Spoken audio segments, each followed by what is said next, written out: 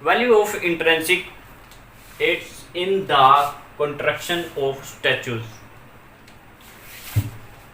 Number 1, context. Context क्या होता है?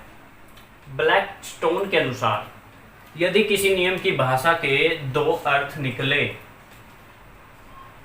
किसी कानून की भाषा के अगर दो अर्थ निकले तो कंटेक्स्ट के जरिए एक उपयुक्त अर्थ निकाला जा सकता है।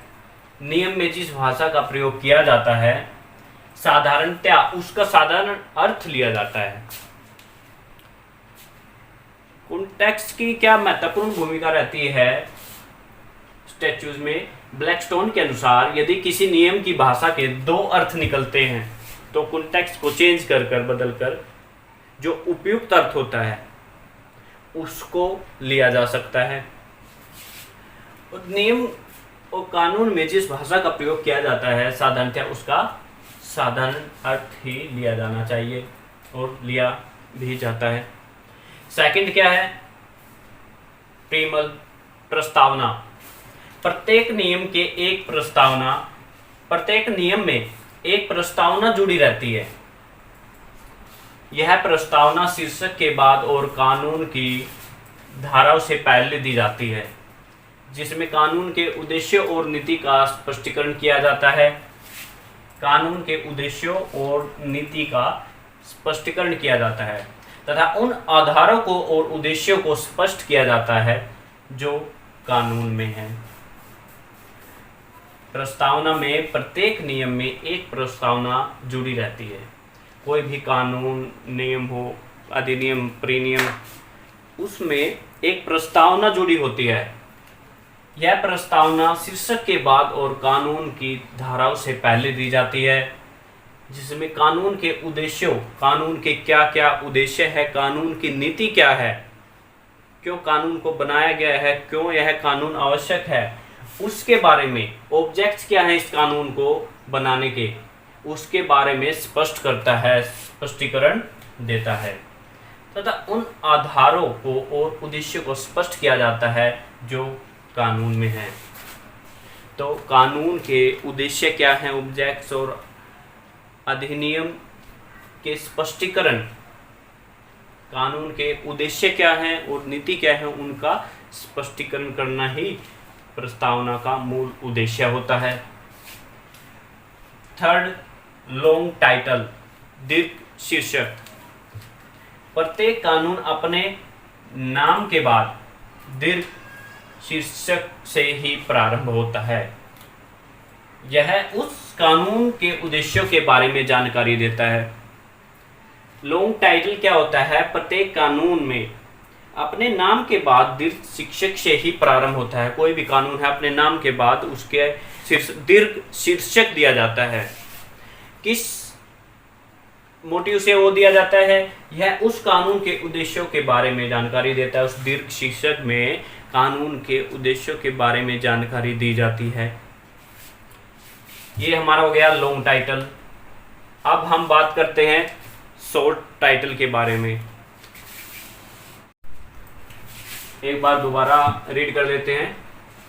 कंटेक्स्ट, ब्लैकस्टोन के अनुसार यदि किसी नियम की भाषा के दो अर्थ निकले तो कंटेक्स्ट के जरिए एक उपयुक्त अर्थ निकाला जा सकता है। जो भी उनमें महत्वपूर्ण अर्थ है उनमें से एक का निर्वाचन किया जा सकता है कंटेक्स्ट के जरिए। नियम के जिस भाषा का प्रयोग किया जाता है, नियम में जिस भाषा का प्रयोग किया जाता है साधारणतया उसका साधारण अर्थ ही लिया जाता है, उसका साधारण अर्थ ही लिया जाता है। सेकंड क्या था? प्रस्तावना, प्रीमल। प्रत्येक नियम में एक प्रस्तावना जुड़ी रहती है। यह प्रस्तावना शीर्षक के बाद और कानून की धाराओं से पहले दी जाती है, जिसमें कानून के उद्देश्यों और नीति का स्पष्टीकरण किया जाता है तथा उन आधारों को और उद्देश्यों को स्पष्ट किया जाता है जो कानून में है, कानून में दर्शाए गए हैं, जिनके लिए कानून बनाया गया है, उनकी जानकारी देना। लॉन्ग टाइटल, दीर्घ शीर्षक। प्रत्येक कानून अपने नाम के बाद दीर्घ शीर्षक से ही प्रारंभ होता है।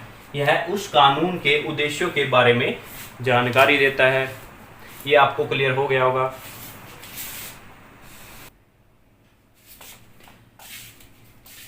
नंबर 4, लघु शीर्षक, शॉर्ट टाइटल।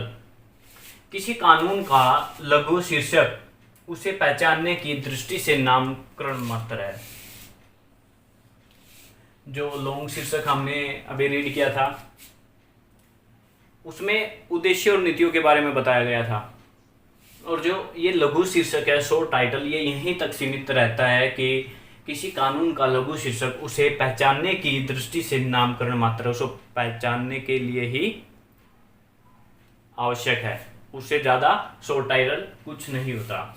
और नंबर 5, मार्जिनल नोट्स, हास्य टिप्पणियाँ। मार्जिनल नोट्स, हास्य टिप्पणियाँ, ये वे टिप्पणियाँ हैं जो किसी नियम में धाराओं की बगल में लिखी जाती हैं, और धाराओं के प्रभाव को स्पष्ट करती हैं। प्राचीन काल में जब नियम का अर्थ समझने में कोई समस्या होती थी तो मार्जिनल नोट्स की सहायता से उनका अर्थ निकाल लिया जाता था। मार्जिनल नोट की सहायता से उनका अर्थ निकाल लिया जाता था, परंतु न्यायालयों का यह मत है कि कानून को चुनने में या निर्वाचन करने में मार्जिनल नोट्स का कोई योगदान नहीं है, मतलब यह कानून का भाग नहीं है। एक बार फिर से रीड कर लेते हैं। मार्जिनल नोट्स क्या होते हैं? ये वे टिप्पणियां होती है जो किसी नियम में धाराओं की बगल में लिखी जाती हैं और धाराओं के प्रभाव को स्पष्ट करती हैं। प्राचीन काल में जब नियम का अर्थ समझ में नहीं आता था, समझने में समस्या उत्पन्न होती थी, तो इनकी सहायता से उस अर्थ को समझा जाता था। परंतु न्यायालयों का यह मत है कि जो ये हास्य टिप्पणियां जो हैं, ये कानून को चुनने में या निर्वाचन करने में मार्जिनल नोट्स का कोई योगदान नहीं है। इनका कानून को चुनने या उनको निर्वाचन करने में कोई योगदान नहीं है, मतलब यह कानून का भाग नहीं है। और 6 नंबर पे आता है हेडिंग्स ऑफ सेक्शंस, धाराओं के शीर्षक। कानूनों में धारा के शीर्षक एक धारा या धाराओं के समूह के साथ ऊपर दिए जाते हैं। कानून में धारा के जो शीर्षक होते हैं एक धारा या धाराओं के समूह के साथ ऊपर दिए गए होते हैं। न्यायालय ने शीर्षक स्वयं धाराओं के समूह को प्रस्तावना माना है। न्यायालय ने शीर्षक एवं धाराओं के समूह को प्रस्तावना माना है। जो शीर्षक है और धाराओं का समूह है उसको न्यायालय ने प्रस्तावना के समान माना है। इसलिए किसी नियम के निर्वाचन में शीर्षक को प्रस्तावना के समान महत्व दिया गया है।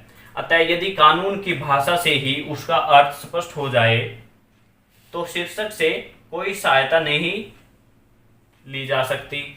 लेकिन अगर उसके एक से अधिक अर्थ निकले तो उनमें से उचित अर्थ के निर्वाचन के लिए शीर्षक की सहायता ली जा सकती है। हेडिंग्स ऑफ सेक्शन में बताया गया है कानूनों में धारा के शीर्षक एक धारा या धाराओं के समूह के साथ ऊपर दिए गए होते हैं, और न्यायालय ने शीर्षक एवं धाराओं के समूह को प्रस्तावना के समान माना है। इसलिए किसी नियम के निर्वाचन में शीर्षक को प्रस्तावना के समान महत्व दिया गया है। अतः यदि कानून की भाषा से ही उसका अर्थ स्पष्ट हो जाए तो शीर्षक की सहायता नहीं ली जाएगी, शीर्षक का सहयोग उसमें नहीं होगा। लेकिन अगर उसके एक से अधिक अर्थ निकले तो उचित अर्थ कौन सा है उसको जानने के लिए शीर्षक की सहायता ली जाती है। ये हमारे से value of intrinsic aids in the constructions of statutes हैं। और ये वीडियो यहीं पर समाप्त होती है। आज के लिए इस वीडियो में इतना ही। नेक्स्ट वीडियो में हम और चैप्टर्स के बारे में बात करेंगे और क्वेश्चंस के बारे में बात करेंगे। Thanks for visit to my channel and watching my video को स्टार्टिंग से लेकर एंड तक देखा करिए, तभी सारे कंसेप्ट क्लियर होंगे। और अगर वीडियो अच्छी लगे तो please subscribe the channel and like और शेयर, ज़्यादा से ज़्यादा शेयर करें ताकि और भी स्टूडेंट्स के पास ये वीडियो जा सके। और कोई भी आपको प्रॉब्लम इस वीडियो में आ रही है, कोई कंसेप्ट क्लियर नहीं हो रहा, तो प्लीज़ कमेंट करके मेरे को बताइए, उसका सॉल्यूशन मैं निकालने की पूरी कोशिश करूँगा। Thank you, have a nice day.